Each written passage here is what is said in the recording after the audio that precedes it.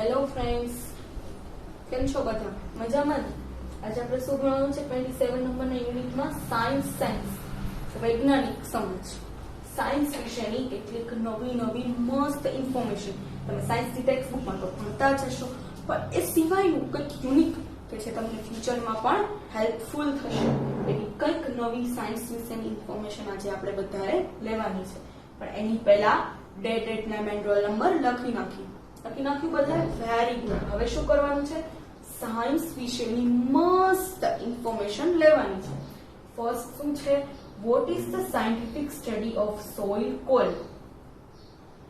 Soil એટલે કે જમીન. Vote is the scientific study of soil? Soil એટલે કે જમીન, સાયન્ટિફિક એટલે વૈજ્ઞાનિક અને સ્ટડી એટલે કે અભ્યાસ. જમીનના વૈજ્ઞાનિક અભ્યાસ તે શું કહેવાય? Vote is the scientific study of soil?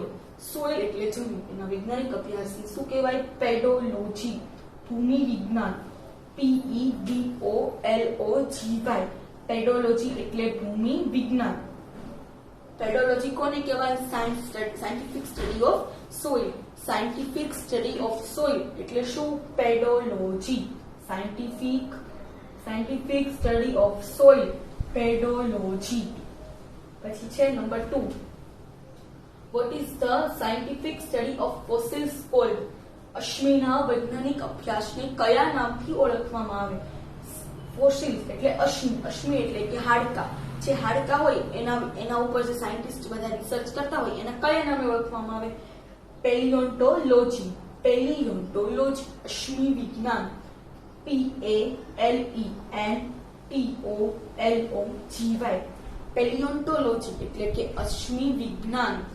અશ્મિ એટલે કે હાડકા ને એવું બધું, એના ઉપર જે સાયન્ટિસ્ટ રિસર્ચ કરે છે એને શું કહેવાય? પેલિયોન્ટોલોજી. PELENTOLOGY, પેલિયોન્ટોલોજી એટલે કે અશ્મિ વિજ્ઞાન. પછી છે number 3. Of which single element is diamond composed? Element એટલે કે તત્વ. એલિમેન્ટ એટલે શું? તત્વ. ELEMENT, એલિમેન્ટ એટલે તત્વ. ડાયમંડ એટલે હીરો. કમ્પોઝડ એટલે બનવું. કયા એક તત્વમાંથી હીરો બને છે? ડાયમંડ છે એ કોઈ પણ એક એલિમેન્ટમાંથી બને છે જેનું નામ છે કાર્બન. હીરા જેવું રાસાયણિક દ્રવ્ય કાર્બન, CARBON. કાર્બન છે એક હીરા જેવો પદાર્થ છે, બરાબર? એના ઉપર અમુક ટાઈપની અમુક અંશે પ્રોસેસ કરે અને એમાંથી હીરો ને પછી આપણે પેન્સિલમાં અણીમાં જે વાપરીએ ને ગ્રેફાઇટ એવી બધી વસ્તુ બને છે. શું બને કાર્બનમાંથી? ડાયમંડ. પછી છે number 4. Name the ore from which uranium is extracted. Name the ore. Ore એટલે કે કાચી ધાતુ. ઓર એટલે શું? કાચી ધાતુ જેમાંથી યુરેનિયમ એ એક ધાતુ છે, બને છે, કાઢવામાં આવે છે. એક્સટ્રેક્ટેડ એટલે કાઢવું. એ ધાતુનું નામ શું છે? Pitchblende. કાચી ધાતુ એનું નામ છે પીચ બ્લેન્ડેડ. બધા એટમ બોમ્બથી અટેક ને બધું કરે ને એમાં આ યુરેનિયમનો યુઝ થાય. તો યુરેનિયમ શેમાંથી નીકળે? પીચ બ્લેન્ડેડ નામની એક ઓરમાંથી. ઓર એટલે કે કાચી ધાતુ, એમાંથી આ યુરેનિયમ નીકળે છે. એક્સટ્રેક્ટેડ એટલે કે નીકળવું. હવે પીચ બ્લેન્ડ, PITCH, પીચ, અને બ્લેન્ડ એટલે BLENDE, પીચ બ્લેન્ડ એટલે કે યુરેનિયમની ઓર. ઓર એટલે શું? કાચી ધાતુ. પીચ બ્લેન્ડ કોની કાચી ધાતુ છે? કોની ઓર છે? યુરેનિયમની. પછી છે number 5. which antibiotic drug is prepared from mold? Mould એટલે કે એક આખી મોલ્ડ હોય એનું, માનો કે રાઉન્ડ શેપની દવા છે એન્ટીબાયોટિક. ડ્રગ એટલે કે દવા. દવા રાઉન્ડ શેપની છે તો એનો રાઉન્ડ શેપનો મોલ્ડ હોય. કઈ એન્ટીબાયોટિક દવા મોલ્ડમાંથી તૈયાર થાય છે? તો પેનિસિલિન. પેનિસિલિન નામની એક એન્ટીબાયોટિક દવા છે કે જે મોલ્ડમાંથી તૈયાર થાય છે. એન્ટીબાયોટિક એટલે એન્ટીબાયોટિક જ થાય, બરાબર છે? પછી છે નંબર 6.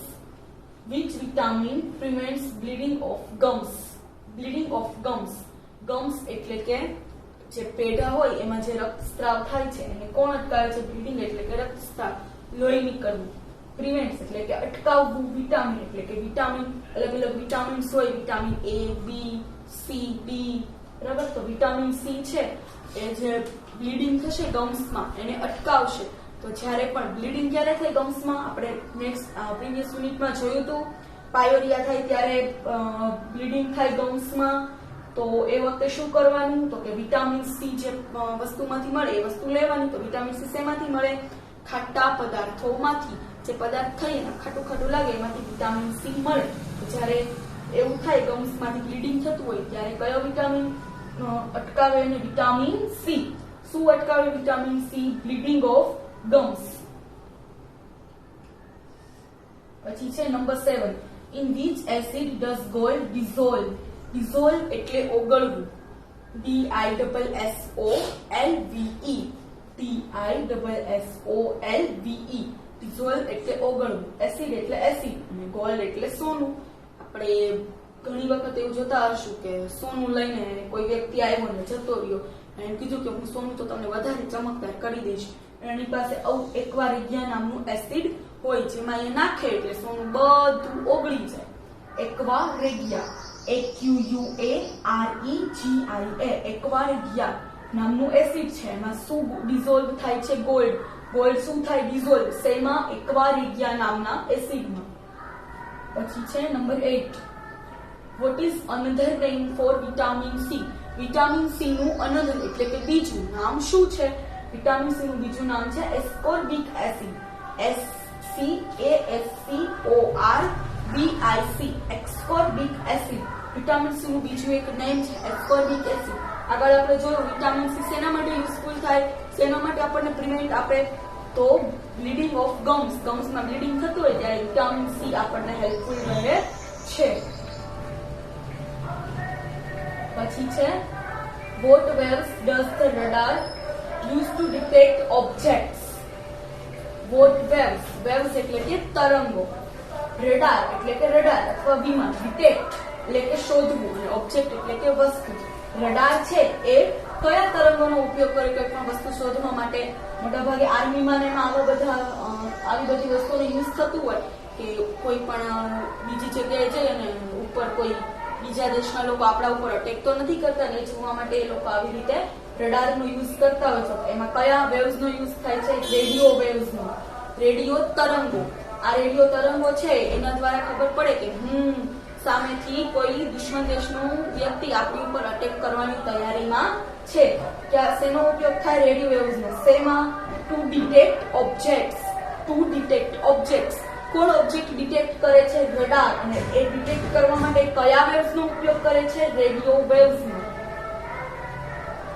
પછી છે number 10, which vitamin is necessary for the coagulation of blood. coagulation એટલે કે ઘનીભવન.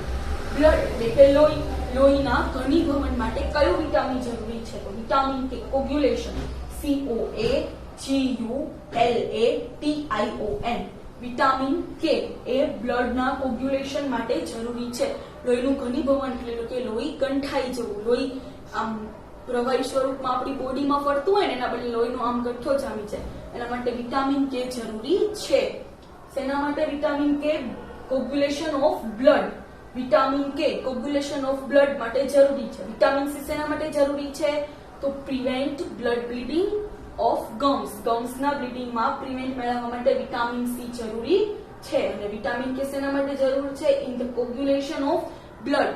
બ્લડના ઘનીભવનની પ્રોસેસ માટે વિટામિન કે જરૂરી છે.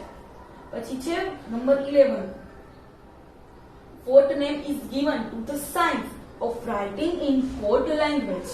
સંકેત ભાષામાં છે આપણે લખતા હોય એ વિજ્ઞાનને શું નામ આપવામાં આવે છે?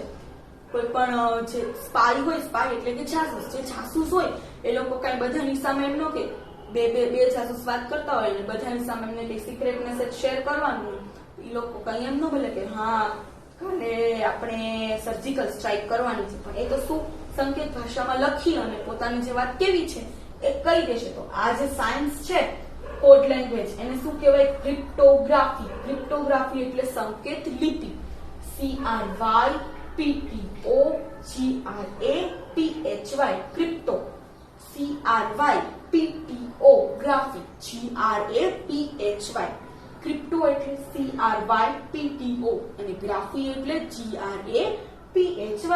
ક્રિપ્ટોગ્રાફી એટલે શું?